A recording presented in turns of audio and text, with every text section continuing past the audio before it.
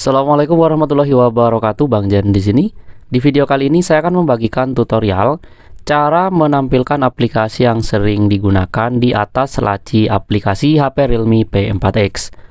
Nah, teman-teman, agar kita tidak terlalu ribet untuk mencari aplikasi yang sering kita pakai atau sering kita buka, kita bisa menampilkan aplikasi yang sering kita buka tersebut di bagian atas laci aplikasi, teman-teman.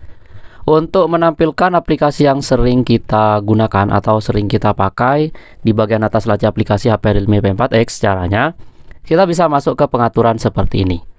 Setelah kita berada di pengaturan, kita cari pilihan wallpaper dan gaya. Yang ini ya, kita ketuk wallpaper dan gaya. Selanjutnya di wallpaper dan gaya, kita pilih saja layar awal. Yang ini, teman-teman, ketuk layar awal. Kemudian di layar awal, kita pilih mode layar awal. Pilihan paling atas kita ketuk. Selanjutnya, untuk menampilkan aplikasi yang sering kita pakai di bagian atas laci, kita ketuk yang ini ya, kita aktifkan tampilkan saran aplikasi. Nah, setelah itu kita bisa kembali. Kemudian kita lihat ya di laci aplikasi, teman-teman. Masuk ke laci aplikasi.